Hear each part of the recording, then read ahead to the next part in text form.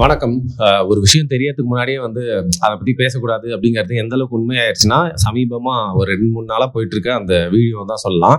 இதை நம்ம மற்றவங்களுக்கு நம்ம ஒரு ஒரு ஏதோ அறிவுரை மாதிரியோ கருத்தோ சொல்ல, இது எனக்கும் சேர்த்து தான் அப்படின்னு சொல்லுவாங்க. குறிப்பா இந்த மாதிரி கான்டென்ட் கிரியேட்டர்ஸா இருக்கிறவங்க ஏதாவது ஒரு விஷயத்த பார்த்தா உடனே அதை பத்தி பேசிடணும் அப்படின்ற அவசியம் இல்லை. இது 2 சைட்லயுமே சில நேரத்துல ஒரு பிரச்சனையா இருக்கு. சில கான்டென்ட் கிரியேட்டர்ஸ் ஒரு விஷயம் வந்துருச்சுன்னா உடனே அதை பத்தி பேசணும், நம்ம எல்லாத்துக்கும் முந்திக்கணும் அப்படின்னு நினைக்கிறாங்க. இப்போ யூடியூப் பாத்தீங்கன்னா ஒரு தொழிலாவும் பண்ணிட்டு இருக்கிற ரீதியில இந்த காம்படிஷனுக்குள்ள நம்ம போய் சிக்கிப்போம். என்னையும் சேர்த்து தான் சொல்றேன். இது பாத்தீங்கன்னா ஒரு ட்ரிக்கியான மேட்ரு. உடனே போட்டணும் காண்டத்தையும் துப்பி வைக்க கூடாது. பட் முடிஞ்ச அளவுக்கு அதுல பாத்தீங்கன்னா மக்கள்கிட்ட போய் தகவல் கொடுக்காம நம்மளுக்கு தெரிஞ்சு கன்ஃபார்ம் பண்ணப்பட்ட உண்மையை மட்டும் ரிப்போர்ட் பண்ணாலே போதும் அப்படிங்கிறது தனிப்பட்ட ரீதியில் என்னுடைய கருத்து. இருந்தாலும் நானும் இந்த மாதிரி முந்திரி கூடத்தரமா நிறைய கான்டென்ட்லாம் ஒரு விஷயம் வந்துருச்சா உடனே அது வைரலா இருக்கப்போ எல்லாம் போட்டிருக்கேன். அந்த தப்பை நானும் செஞ்சிருக்கேன். ஆனா அது ஏன் சில விஷயத்துல ரொம்ப பாதகமா போய் முடிஞ்சிடும் அப்படிங்கிறதுக்கு உதாரணம் தான் பாத்தீங்கன்னா, சமீபமா இப்போ ஒரு 2-3 நாளா போயிட்டு இருக்க அந்த ஒரு கள்ளக்காதல்னு சொல்லப்படுற அந்த பிரச்சனை இருக்கு இல்லையா. ராஜான்ற நபர் ஒரு வீடியோ போட்டுட்டு அதுக்கப்புறம் அழுதுட்டு கொலை பண்ணிட்டாருன்னு நினைச்சோம். அப்புறம் கொலை பண்ணல, அவர் கைது ஆயிட்டாரு. இப்போ என்னடான்னா அந்த பெண் ஆஸ்பத்திரியில படுத்திருக்க மாதிரி போட்டோ எல்லாம் இருந்துச்சு. இப்போ அவங்களும் பேசி ஒரு காணொலி வந்துட்டு இருக்காங்க. ஸோ பேசிக்லி நம்ம ஒரு விஷயத்த பேசுறதுக்கு ஒரு டைம் எடுத்துக்கிட்டாலும் நம்ம வியூவர்ஸும் என்ன பண்றாங்க தெரியுமா, ஒரு வீடியோ போட்டோன்னு உனக்கு இதெல்லாம் கண்ணுக்கு தெரியாதா, நீ இந்த விஷயத்தை பத்திலாம் பேச மாட்டியா, நாட்டில் என்ன நடக்குதுன்னு பாக்குறியா இல்லையா சொல்லிட்டு அவங்களும் அவசரப்படுத்துறாங்க. என்னை பொறுத்தவரைக்கும் ஒரு விஷயம் நடந்துச்சுன்னா அட்லீஸ்ட் ஒரு 24 hours வெயிட் பண்ணிட்டு அதுக்கப்புறம் தகவல் சேகரிச்சு போடணும்னு நினைப்பேன். ஏன்னா ஓரளவுக்கு நம்ம ஆத்தென்டிக்கான இன்ஃபர்மேஷன் அதில் கிடைக்கும் அந்த டைம் கேப்ல அப்படின்னு. ஆனா அதுவும் போதாது போல இருக்கு சமீபத்தில் நடந்த இன்சிடென்ட். ஏன்னா ஃபர்ஸ்ட் நான் இப்போ ஒரு வீடியோ காமிக்கிறேன், அதை நீங்க பார்த்துருப்பீங்க. அவனை வெளில வர சொல்றீ, அவனை வெளில வர சொல்லு. இந்த வீடியோ தான் ஃபர்ஸ்ட் வந்தது. அதுக்கப்புறம் இன்ஸ்டாகிராம்ல அவர் அழுதுட்டே அவரோட குழந்தை இருக்கு, சட்டையில ஃபுல்லா ரத்தம், அவர் கொலை பண்ணிட்டாரோ அவரு. ஏன்னா சொன்ன விஷயம் என்னன்னா, கிழிச்சிட்டு வந்துட்டேன், எல்லாமே போச்சுன்னு சொல்றப்போ ஐயோ அந்த ஒரு வீடியோ. அவங்க மனைவி இருக்காங்க, நைட் ட்ரெஸ் போட்டிருக்காங்க, உள்ள இருந்து எவனோ ஒருத்த வரான், அடிக்கிறாரு, அதோட வீடியோ முடியுது. அதுக்கப்புறம் இந்த மாதிரி அழுதுட்டு போனா நம்ம என்ன நினைப்போம், ஒரு கொலை பண்ணிட்டார் போல, அவசரப்பட்டுட்டார் போல, ஐயோ குழந்தைய பத்தி யோசிக்காம இப்படி பண்ணிட்டியா அப்படின்னு சொல்லிட்டு நம்ம யோசிச்சு அந்த நேரத்தில் நம்மளுடைய கருத்து என்னவா இருந்துச்சு அப்படின்னு பாத்தீங்கன்னா, இந்த மாதிரி கள்ளக்காதல் பிரச்சனை, இது கள்ளக்காதல் பிரச்சனை நம்மளுக்கு தெரியல, எதுவுமே தெரியாம நம்ம சொல்லக்கூடாதுல்ல. அதனால நம்ம like taking a step back, அது என்ன விஷயம் அப்படின்னு உள்ள போவாங்க. ஒருவேளை கள்ளக்காதல் பிரச்சனை நம்ம நிறைய பாக்குறோம்ல, அதெல்லாம் பாக்குறப்போ அது கொலையில போய் முடியறது நம்ம செய்தியா பாக்குறப்போ ஒரு செகண்ட் அந்த கோவத்துக்காக, ஒரு செகண்ட் கோவம் மட்டும் இல்ல, நிறைய ஐயோ ஆசை கட்டின வாழ்க்கை, அப்புறம் எல்லா முடியும் மானம் போச்சு, என் குழந்தைக்கு அம்மா இருக்கு போறது, என் பொண்டாட்டி மூஞ்சி நான் எப்படி பார்ப்பேன், அவள் நான் கொலையே பண்ணிடுறேன்னு சொல்லிட்டு ஒரு தப்பான முடிவு நிறைய பேர் எடுக்கிறாங்கல்ல. அது தொடர்ந்து நம்ம செய்தியில பாக்குறப்போ இதுவும் அப்படிதான் நடந்துச்சு போலன்னு அவருடைய அழுகை அந்த வீடியோல சரி கொலை பண்ணிட்டு வந்துட்டாரு, சட்டை ஃபுல்லா ரத்தம், குழந்தைய கூட்டிட்டு வந்துட்டாரு அப்படிங்கிறப்ப நம்ம அதை நம்பிட்டோம். அதுக்கப்புறம் தான் நம்ம சொன்ன மாதிரி செய்தி தெரியுது, அவரை கைது பண்றாங்க. அவங்களுடைய அந்த பெண்ணும் அவங்களுடைய அம்மாவும் பாத்தீங்கன்னா ஹாஸ்பிட்டல் அட்மிட் ஆயிருக்காங்க. சின்ன காயங்களோட, முகத்துல இந்த கீரல் காயங்களோட, கையில வெட்டு காயங்களோட பாத்தீங்கன்னா ஹாஸ்பிட்டல் அட்மிட் ஆயிருக்காங்க அப்படின்னு சொல்லிட்டு. அதற்கப்புறம் இப்போ ஒரு காணொலி வந்திருக்கு. அதுல அந்த பெண் பேசியிருக்காங்க. அதுல அவங்க என்ன சொல்றாங்கன்னா, நீங்க பார்த்த ஒரு ஆள் உள்ள இருக்கிற வீடியோ அப்படிங்கிறது 2025 எடுக்கப்பட்ட வீடியோ, அது இப்போ எடுக்கவே இல்லை. இவர் என்ன பண்றாருன்னா, என் கூட நிறைய பிரச்சனை பண்ணிட்டே இருக்கப்போ நான் போய் தனியா தங்க ஆரம்பிச்சிட்டேன். ஒரு ஹாஸ்டல் மாதிரியான இடம், நிறைய பேர் அங்க தங்கியிருக்காங்க, எல்லாருமே சேர்ந்து தான் வேலை செய்வோம். நீங்க பார்த்த அந்த ஜோஸ் ப்ரோ மட்டும் இல்லாம நிறைய ப்ரோக்கள் இங்க வந்து போவாங்க, அந்த மாதிரியான இடமா தான் இருக்கும் அது. இவரே பாத்தீங்கன்னா அவங்களெல்லாம் பார்த்திருக்காரு. அதனால அன்னைக்கு எடுத்த அந்த வீடியோவை எனக்கு எதிராக யூஸ் பண்ண மாட்டேன்னு சொன்னாரு, வாக்கு கொடுத்தாரு. ஆனா இப்ப என்ன பண்ணிட்டாருன்னா, என்னை தாக்கிட்டு இந்த வீடியோவும் போட்டுட்டு அந்த வீடியோக்கு அப்புறம் இந்த தாக்குதல் நடந்த மாதிரி ஃப்ரேம் பண்றாரு. ஸோ இதெல்லாம் ஒரு கதையா அவர் உருவாக்குறாரு. ஸோ நீங்க பாக்குறது உண்மையே இல்லை. நான் 2 வருஷமா அவரை வச்சு பிரிஞ்சுதான் வாழ்ந்துட்டு இருக்கேன். அது மட்டும் இல்லாம பாத்தீங்கன்னா, அவர் நீங்க நினைக்கிற மாதிரிலாம் இல்ல, இப்ப எனக்கு தொடர்பு இருக்குன்னு காட்டணும்னு நினைக்கிற அவரே பாத்தீங்கன்னா பல பெண்கள் கூட தொடர்புல இருப்பாரு, பல பேரோட ரூம்ல போய் தங்குவாரு, அங்க அவங்க கூட பிசிக்கலா ரொம்ப க்ளோஸா இருப்பாரு. அது மட்டும் இல்லாம அவருக்கு போதை பழக்கம் இருக்கு, ரெகுலரா பாத்தீங்கன்னா ஹேபிச்சுவல் அஃபெண்டராகவும் இருக்காருன்னு சொல்றாங்க. எந்த மாதிரி குற்றங்கள்லாம் செஞ்சாரு, போலீஸ்ல மாட்டினாரா, கேஸ் இருக்கான்லாம் தெரியல, ஹேபிச்சுவல் அஃபெண்டரா இருக்காரு. எனக்கு நடந்த கொடுமைகளுக்கே நான் போயிட்டு போலீஸ் ஸ்டேஷன்ல கம்ப்ளைண்ட் கொடுத்தப்போ பாத்தீங்கன்னா, இதற்கு முன்னர் இருந்த ஆட்சியில அவருக்கு தெரிஞ்ச நபர்களால என்ன ரொம்ப அலக்கழிச்சு திருப்பியும் வரமாட்டான் அப்படின்னு சொல்லி சமாளிச்சு அவருக்கு சாதகமா சொல்லி அனுப்பிச்சிட்டாங்க. இப்போ நான் கம்ப்ளைண்ட் கொடுத்துருக்கேன், ஆக்ஷன் எடுத்திருக்காங்க அப்படின்னு சொல்லியிருக்காங்க. அது மட்டும் இல்லாம அவர் ஒரு சைக்கோ, அவர் சைக்கோத்தனம் வந்துச்சுன்னா அவரால் அடிக்கிறதே ஸ்டாப் பண்ணவே முடியாது. அதனால நீங்க ஒரு சைடை மட்டும் பார்த்துட்டு பேசுங்க, இதுக்கு இன்னொரு சைடும் இருக்குன்னு சொல்றாங்க. ஸோ எந்த ஒரு பிரச்சனையா இருந்தாலும் நம்ம ஆண் பெண்ணுன்னு சொல்லிட்டு உடனே சைடு எடுக்காம கொஞ்சம் யோசிச்சு பார்த்தோம், விசாரிச்சு பார்த்தோம்னா காயின் ஹஸ் டூ சைட்ஸ் அப்படிங்கிற மாதிரி ஒரு கதைக்கு 2 பக்கம் இருக்கும். ஸோ அந்த ராஜா அப்படிங்கிறவரோட கதையை மட்டுமே நம்ம ஏத்துட்டு வந்து இவங்களை தப்பானவங்கன்னு சொல்லி கீழே எல்லாருமே திட்டினாங்கல்ல அசிங்கமா, அதுவும் தவறு தான்.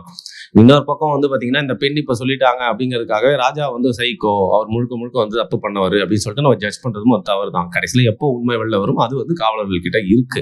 இதுல லைட்டா ஒரு பொலிட்டிக்கல் மேட்டரும் இருக்கு. என்னன்னா வந்து இவங்க வந்து தன்னுடைய அந்த ராஜான்றவர் பாத்தீங்கன்னா திமுக கூட அஃபிலியேட்டட் அப்படின்னு சொல்றாங்க. இந்த பெண் வந்து டிவிக்காக ரீல்ஸ் போடுறவங்க அப்படிங்கிற மாதிரி பரப்பப்பட்டிருக்கு. ஸோ இப்ப இருக்க சூழ்நிலை எந்த குடும்பத்துல என்ன பிரச்சனை இருந்தாலும் அதுல திமுக அண்ட் டிவிகே, ஒன்னு டிவிகே என்னோட டிஎம்கேன்ற மாதிரி எல்லாத்தையும் எடுத்து வந்து முடிச்சு போடுறாங்க.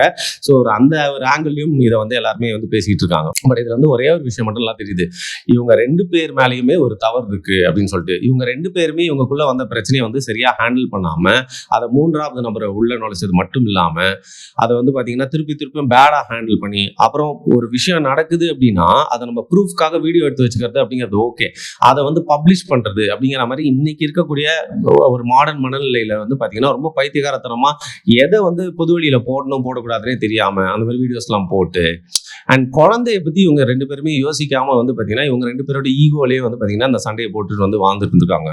ஸோ கடைசியில பாதிக்கப்பட போறது அப்படிங்கிறது அந்த குழந்தை தான். இவங்க 2 பேருமே வந்து பாத்தீங்கன்னா இவன் மேல தப்பு என் மேல தப்புன்னு சொல்லிட்டு போயிடுவாங்க. 2 பேருமே வந்து அவமானப்படுவாங்க சமூகத்துல. அப்படின்னா கூட வந்து பாத்தீங்கன்னா அப்பா அம்மா ஒன்னா இல்ல, அப்பா அம்மா மேல இப்படி ஆயிடுச்சு, அப்பா அம்மாவோட மூஞ்சில ஃபுல்லா இப்படி தெரிஞ்சிருச்சு அப்படின்ற ஒரு அவமானம் அந்த குழந்தையோட தலையிலேயே வந்து கட்டப்படும். ஸோ அந்த குழந்தைக்கு இந்த உலகத்துல ஏன் அதெல்லாம் நடக்குது அப்படின்னு சொல்லிட்டு நம்மளுக்கு விவரமா தெரியாது. ஸோ எப்பவுமே அது ஒரு குடும்பத்துல ஒரு பிரச்சனை நடக்குது அப்படிங்கிற பட்சத்துல அந்த குழந்தைய மனசுல வச்சு முடிவு எடுக்கிறது நல்லது அப்படின்னு சொல்லிட்டு எனக்கு தோணுது. அதையும் தாண்டி இன்னொரு முக்கியமான விஷயம் நான் என்ன அட்ரஸ் பண்ணணும்னு நினைச்சேன்னா, அந்த ஃபர்ஸ்ட் ஒரு காணொலி போட்டல உள்ள ஒரு ஜோஸ் ப்ரோ இருந்தாரு, அந்த காணொலி கீழே வந்து வெட்ராவல நல்லா அடிடா, இன்னும் 2 அரடா, அவன் மூஞ்ச கிழிச்சிடுன்னு சொல்லிட்டு எனக்கு வாயில வரது சொல்றேன். நான் இன்னும் சொல்ல முடியாத ரொம்ப மூர்க்கமான ரொம்ப வயலன்ஸை ஆமதிக்கக்கூடிய கமெண்ட்ஸா வந்து போட்டுச்சாங்க. நிறைய பேர் ஓப்பனா கொன்னுரு, அவளை வெட்டி கொன்று உயிரை எடுத்துரு அப்படின்னு போட்டிருக்காங்க. அந்த ஐடிஸ்லாமே வந்து பாத்தீங்கன்னா நிறைய பேர் எடுத்து வச்சிருக்காங்க. ஸோ பேசிக்லி ஒரு கொலை பண்ணி அப்படின்னு வச்சுக்கோங்களேன், நீங்க கொலை செய்யறதுக்கு தூண்டி இருக்கீங்க அப்படின்னு உங்க மேல வந்து வழக்கு போடலாம். சரி, வழக்கு போடலாம் அப்படிங்கிறதையும் தாண்டி வந்து பாத்தீங்கன்னா ஒரு விஷயம் நடக்குது அப்படின்னா இப்போ உங்க லைஃப்லயே நடக்குதுங்க. அதுல கொன்னுருடான்னு ஒருத்த வந்து கமெண்ட் போட்டல, அவனுக்கே சொல்றேன், அவனும் அவன் ஒய்ஃபும் இருக்காங்க, அவன் ஒய்ஃப்க்கு வந்து கள்ளக்காதல் ஏற்பட்டுச்சுன்னு சும்மா வச்சுப்போங்க. வீட்டுக்கு போகும்போது அங்கேயும் ஜோஸ் ப்ரோ இருக்கிறாரு அப்படின்னா அந்த ஜோஸ் ப்ரோவை பார்த்து உடனே கோவப்பட்டு ஜோஸ் ப்ரோக்கு ஒரு வெட்டு மனைவிக்கு ஒரு வெட்டுன்னு வெட்டிட்டா அந்த நேரத்துல கோவத்துக்கு உனக்கு வந்து பாத்தீங்கன்னா வந்து அந்த வெறி வந்து தீந்துரும். ஆனா அதற்கு மேல வந்து வாழ்க்கை முழுக்க ஒரு உயிரை எடுத்துட்டோம் அப்படிங்கிற மனசுல வந்து பாத்தீங்கன்னா நீங்க வந்து மனசாட்சிக்கு கேள்வி கேட்டுட்டே வாழ்வீங்க. அது மட்டும் இல்லாம சிறையில போயிட்டு கொடுமையை அனுபவிப்பீங்க. ஒரு மனுஷன் தன்னே வந்து ஒரு 10 நாள் ஒரு ரூம்ல பூட்டி வச்சுக்கிறது, அவனே பூட்டி வச்சுக்கிறதுன்றது வேற. பட் வேற யாராவது அவன் ஒரு ரூம்ல பூட்டி வைக்கிறதுன்றது சிறைன்றது பாத்தீங்கன்னா அந்த ஃப்ரீடமோட உணர்ச்சி, அதோட மதிப்பு வந்து அருமை வந்து அப்பதான் வந்து தெரியும். ஸோ லைஃபே வந்து என்னடா ஒரு நொடி பொழுதுல கோவப்பட்டு போயிட்டோமே, அது ஒரு நொடி பொழுதா, என் ஒய்ஃபுங்க என் கல்யாணம் நான் லவ் பண்ணி கல்யாணம் பண்ணேன், ஊரே எங்களை பார்த்துச்சு, இப்போ ஊருக்காரங்க மூஞ்செல்லாம் எப்படி முழிப்பேன், என் குழந்தை எப்படி வந்து ஃபியூச்சர்ல அம்மா அப்படின்னு சொல்லி கூட இருக்க விடுறது அப்படின்னு சொல்லிட்டு நீங்க நிறைய நியாயங்கள் கோவங்கள்லாம் வர்றது வந்து புரியுது. இருந்தாலும் சட்டப்படி மட்டும் இல்லாம உங்க மனசுக்கு உங்க வாழ்க்கைக்கு உங்க ஃபியூச்சருக்கு குறிப்பா அந்த குழந்தையோட வாழ்க்கை ஃபியூச்சரை மனதில் கொண்டு உடனே ஆத்திரக்காரனுக்கு புத்தி மட்டுன்ற மாதிரி ஒரு முடிவை எடுக்காம அதை ஒரு வீடியோ ஆதாரம் எடுத்த வரைக்கும் ஓகே, பட் எடுத்துட்டு அங்க இருந்து நகர்ந்து போயிட்டு ஒரு டிவோர்ஸ் அப்ளை பண்ணுங்க. இந்த வீடியோ ஆதாரத்தை காமிக்கும் போது உங்களுக்கு டிவோர்ஸ் கிடைக்கிறதுக்கும் நிறைய வாய்ப்புகள் இருக்கு. உங்களுக்கு சாதகமாவே கேஸ் முடியறதுக்கு வாய்ப்பு இருக்கு, சீக்கிரமாவும் முடியும். அதுக்கப்புறம் உங்க லைஃப்ல யாராவது வரலாம், கல்யாணம் பண்ணிட்டு வாழுங்க, இல்ல தனியா கூட நிம்மதியா வாழுங்க, இல்ல உங்களோட குழந்தைக்கு ஒரு அப்பாவா நீங்க எப்பவுமே வந்து வெளியில இருந்து செயல்பட்டு அதாவது சம்பாரிச்சு போடுறதுக்கு நீங்க இருப்பீங்க. இப்போ அம்மா ஒரு பக்கம் உயிர் போயிடும், அப்பாவும் ஜெயிலுக்கு போயிடுவாரு. அந்த குழந்தை என்னதான் வந்து தாத்தா பாட்டி மாமா அத்தன் வளர்த்தாலும் ஒரு மாற்றாந்தை மனப்பான்மை வந்து அந்த குழந்தை நடத்துறது மட்டும் இல்லாம என்னைக்குமே அந்த குழந்தைக்கு ஒரு அவமான சின்னத்தை வந்து கொடுத்துட்டு வந்து போயிடுறீங்க. அதனால அவசரப்பட்டு இந்த முடிவை எடுக்காம யாரா இருந்தாலும் இந்த மாதிரி ஒரு கள்ளக்காதல், அது பெண்ணா இருந்தாலும் சரி ஆனா இருந்தாலும் சரி, ஒரு ப்ரூஃபை மட்டும் எப்படியாவது எடுத்துட்டு அந்த இடத்துல நகர்ந்துருங்க. அதுக்கப்புறம் உங்க வாழ்க்கையில் என்ன முடிவு எடுக்குமோ எடுங்க. யாருமே அவசரப்பட்டு தற்கொலை கொலை அப்படின்னு பண்ண வேணாம். அண்ட் ஒரு பொது சமூகத்துல வந்து பாத்தீங்கன்னா ஒரு வீடியோ அந்த மாதிரி போட்டுட்டாருன்னா உடனே போயிட்டு அதுல என்கரேஜ் பண்ணி கொல்லு அறுத்துரு கிழிச்சிரு அப்படின்னு போடுற மனநிலையை பார்த்தா வந்து பார்த்தீங்கன்னா, நாளைக்கு உங்கள் லைஃப்பில் இதே மாதிரி நடந்து இதே மாதிரி முட்டாள்தனமான முடிவு தான் எடுப்பீங்களா? அந்த நேரத்தில் நிறைய பேர் ரொம்ப கரெக்டாக யோசிச்சு நான் சொல்கிற மாதிரியான முடிவு எடுத்துட்டு ப்ராக்டிக்கலாக யோசிச்சு செயல்படலாம். பட் ஒருத்தன் போட்டான்னா அவனை போய் வெட்டு குத்துன்னு சொல்லிட்டு என்கரேஜ் பண்ணுறது அப்படிங்கிற மனநிலையும் ரொம்ப தப்பு. அது உங்கள் லைஃப்பில் நீங்கள் இம்ப்ளிமெண்ட் பண்ணாலும் தப்பு. ஒரு பிரச்சனை நடந்துருச்சுன்னா அதுலேருந்து மீதி இருக்க வாழ்க்கை எப்படி நிம்மதியாக வாழணும்னு பார்க்கணுமே தவிர்த்து திருப்பியும் நம்ம ஒரு பிரச்சனைக்குள்ளே போய் மாட்டிட்டு நம்ம சுற்றி இருக்கவங்களையும் வந்து அந்த பிரச்சனைக்குள்ளே மாட்டி விட்டுட்டு நம்ம வாழ்க்கையை தொலைச்சிக்கிறது ரொம்ப முட்டாள்தனம்.